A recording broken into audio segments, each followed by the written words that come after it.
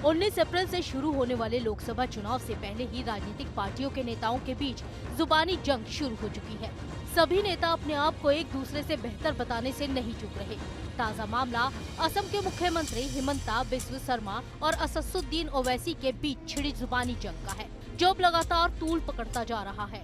AIMIM के अध्यक्ष ओवैसी हिमंता बिस्वा शर्मा के स्वदेशी वाले बयान पर आग बबूला हो गए। हिमंता पर पलटवार करते हुए ओवैसी ने कहा कि हमारी वफादारी का लगातार सबूत मांगने वाले वो कोई नहीं है। उन्होंने सोशल मीडिया एक्स पर एक पोस्ट करते हुए लिखा कि बंगाली भाषी मुसलमान पहले से ही भारत के लिए स्वदेशी हैं। हमें वफादारी का लगातार सबूत देने की जरूरत नहीं है। सीएम शर्मा का बयान कट्टरता और नक्सलवाद का सिर्फ एक उदाहरण है। आखिर सीएम हेमंता ने बंगाली मुसलमानों को लेकर ऐसा क्या बोल दिया जिसे सुनकर ओवैसी इतनी बुरी तरह भड़क गए।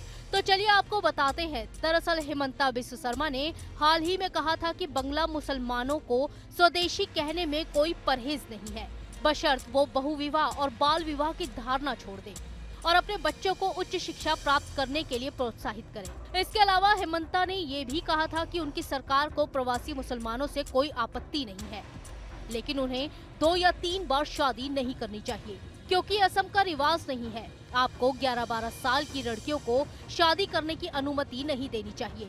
आपको अपने बच्चों को डॉक्टर या इंजीनियर बनाना चाहिए, ना कि मदरसे में रखना चाहिए। स्वदेशी होने के लिए हर किसी को यहाँ की संस्कृति को स्वीकार करना होगा। हिंदू मुस्लिम, असम के हिंदू, असम के मुस्लिम, भले ही वो शंकर देव का अनुसरण करते हो या नहीं, वो सभी उनका सम्मान करते हैं। असम के मुख्यमंत्री हिमंता बिस्वा शर्मा का यही वो बयान है जो ओवैसी को रास नहीं आया।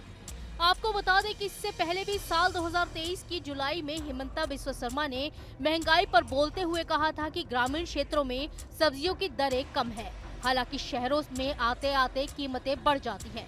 सभी विक्रेता दरें बढ़ा रहे हैं और उसमें से ज्यादातर मियाँ लोग हैं।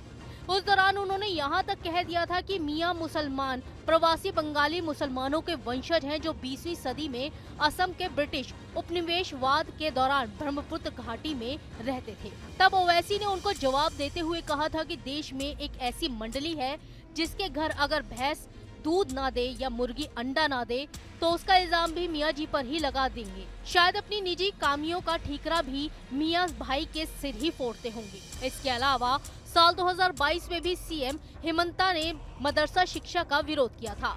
तब उन्होंने कहा था कि किसी भी धार्मिक संस्थान में प्रवेश उस समय में होना चाहिए जहां व्यक्ति खुद कोई निर्णय लेने में सक्षम हो। बच्चे कभी भी मदरसों में जाने के लिए तैयार नहीं होंगे अगर उन्हें ये बता दिया जाए कि वो वहां पढ़ने के बाद डॉक्टर या इंजीनियर नहीं बन सकते। तब भी AIMIM के अध्यक्ष ओवैसी ने हिमंता के बयान पर पलटवार करते हुए कहा था कि कई मदरसों में इस्लाम के अलावा साइंस, मैथ्स, सोशल साइंस भी पढ़ाई जाती है। जब संघी ब्रिटिश एजेंटों के तौर पर काम कर रहे थे तब मदरसे भारत की आजादी के आंदोलन में सबसे आगे थे। दरअसल जब से CAA का मुद्दा चला था और अब CAA अधिनियम लागू होने के बाद नेताओं में ऐसी जुबानी जंग आम हो चुकी है। जम्मू कश्मीर के बाद असम में मुसलमानों की दूसरी सबसे बड़ी आबादी है। Team news nation.